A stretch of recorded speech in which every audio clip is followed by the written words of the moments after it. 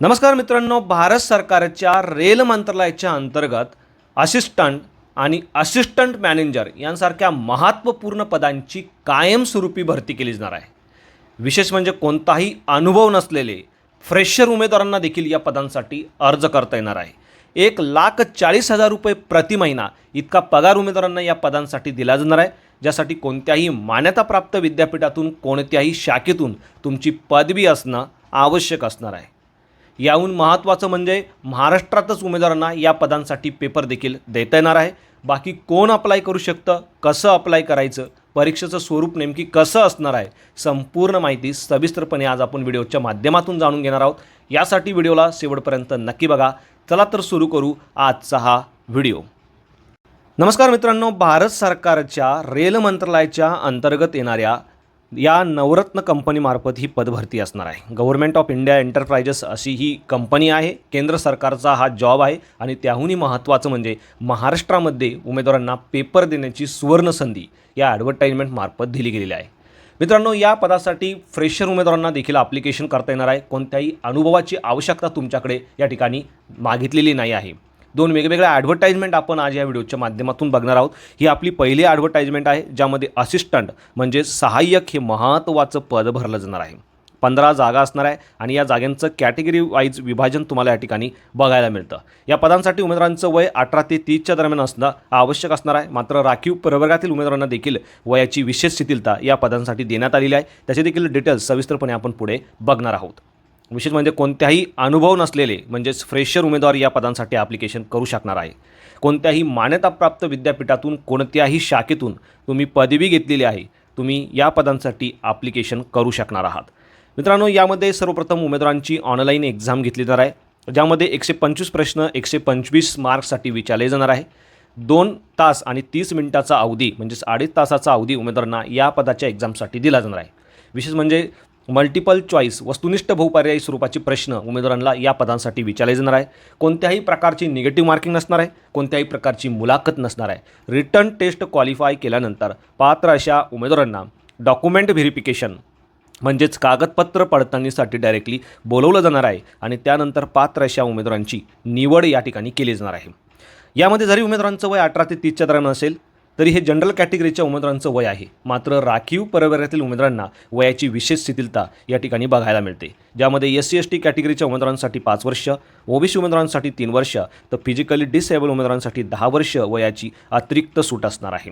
यामध्ये मित्रांनो, जॉईन केल्यानंतर सुरुवातीचं 1 वर्ष हा तुमचा प्रोबेशन पिरियड असणार आहे आणि या काळात जर तुमचं काम समाधानकारक असेल तर अशा उमेदवारांना डायरेक्टली परमनंट या कंपनीमार्फत केलं जाणार आहे। केंद्र सरकारचा जॉब आहे। 2026मध्ये सरकारी जॉब जर तुम्हाला हवा असेल आणि तो देखील केंद्र सरकारचा, तर तुम्ही या पदांसाठी नक्कीच ॲप्लिकेशन करायला हवं। मित्रांनो, पगाराव्यतिरिक्त उमेदवारांना भरपूर सारे अलाउन्सेस आणि भरपूर सारे बेनिफिट केंद्र सरकारमार्फत म्हणजेच रेल मंत्रालयामार्फत या ठिकाणी दिले जाणार आहे। पगार तुम्ही एकंदरीत बघू शकता, 8.16 लाख पर ॲन्युअम म्हणजे 8.5 लाखाचं जवळपास पॅकेज उमेदवारांना या पदासाठी दिलं जाणार आहे। म्हणजे तुम्ही एक प्रकारे बघू शकता 60 ते 65 हजार रुपये प्रति महिना इतका पगार उमेदवारांना या पदासाठी दिला जाणार आहे। त्याचे देखील डिटेल्स तुम्ही या ठिकाणी बघू शकता। यामध्ये OBC जनरल कॅटेगरीच्या उमेदवारांसाठी 300 रुपये तर बाकीच्या उमेदवारांसाठी 100 रुपये इतकं परीक्षा शुल्क असणार आहे आणि हे परीक्षा शुल्क उमेदवारांना ऑनलाईन पद्धतीने देखील पे करता येणार आहे। विशेष म्हणजे या पदांसाठी उमेदवारांची एक्झाम ऑल ओव्हर इंडियातील 14 वेगवेगळ्या शहरांमध्ये घेतली जाणार आहे। यामध्ये महाराष्ट्रातून तुम्ही असाल तर मुंबई हे तुम्ही एक्झाम सेंटर असणार आहे। या ठिकाणी जाऊन तुम्ही तुमची एक्झाम देखील देऊ शकणार आहे। यामध्ये जी एक्झाम तुमची घेतली जाणार आहे त्यामध्ये कोणकोणते विषयांचा समावेश असणार आहे, तर त्यामध्ये English, data analysis and interpretation, reasoning and general awareness कशा पद्धतीने एक्झामचं नेमके स्वरूप असणार आहे ते देखील तुम्ही बघू शकता।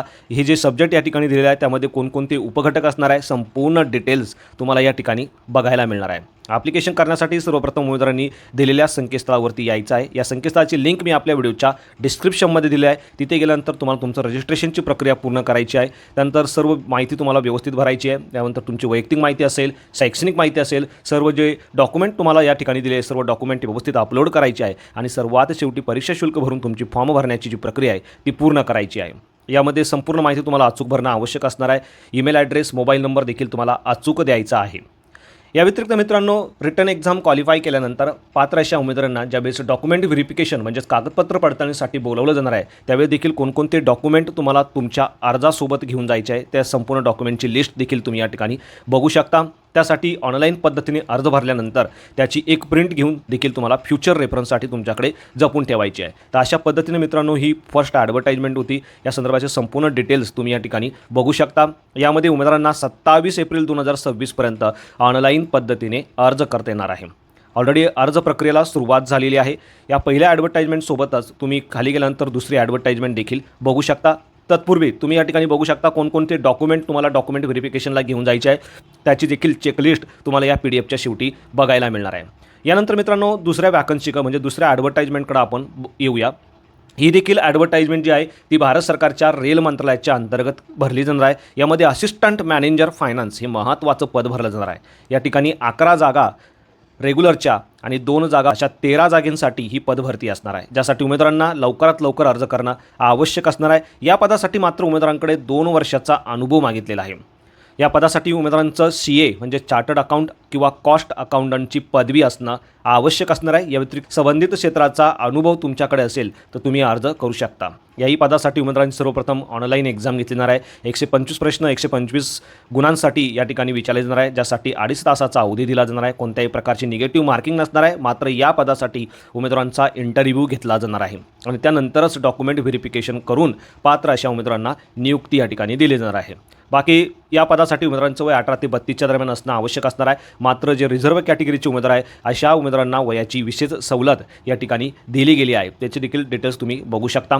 यानंतर खाली आल्यानंतर तुम्ही बघू शकता जॉईन केल्यानंतर या पदासाठी 1 वर्षाचा प्रोबेशन पिरियड असणार आहे. या काळात जर तुमचं काम समाधानकारक असेल तर अशा उमेदवारांना लगेचच परमनंट केलं जाणार आहे. पगाराव्यतिरिक्त भरपूर सारे अलाउन्सेस आणि बेनिफिट देखील उमेदवारांना या पदासाठी दिले जाणार आहे. पगार तुम्ही बघू शकता जबरदस्त असा पगार असणार आहे.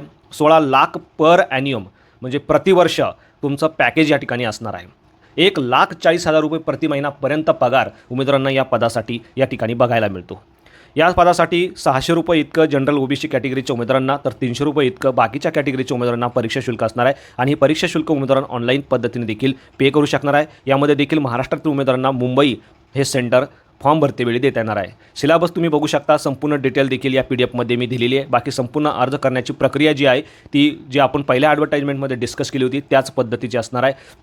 तर या पदासाठी देखील उमेदवारांना 27 एप्रिल 2026 अर्ज करता येणार आहे. तर अशा पद्धतीने मित्रांनो या 2 वेगवेगळ्या ॲडव्हर्टाइजमेंट होत्या. एका पदासाठी म्हणजे पहिल्या ॲडव्हर्टाइजमेंटसाठी फ्रेशर उमेदवारांना ॲप्लिकेशन करता येणार आहे, तर दुसऱ्या ॲडव्हर्टाइजमेंटसाठी मात्र 2 वर्षाचा अनुभव उमेदवारांकडे असणं आवश्यक असणार आहे. तुम्ही तुमच्या क्वालिफिकेशननुसार तुमच्या अनुभवानुसार या पदांसाठी अप्लाय करायचं आहे. अर्ज करतेवेळी कोणत्याही प्रकारची अडचण तुम्हाला आली तुम्ही मला कमेंटमध्ये विचारू शकता. व्हिडिओ आवडला असेल तर व्हिडिओला नक्कीच शेअर करा. चॅनलवरती आज पहिल्यांदा असाल चॅनलला सबस्क्राईब करा, बेल आयकॉनला प्रेस करा, कारण असेच महत्त्वपूर्ण जॉब रिलेटेड अपडेट मी नेहमी आपल्यासाठी घेऊन येत असतो. So thank you for watching.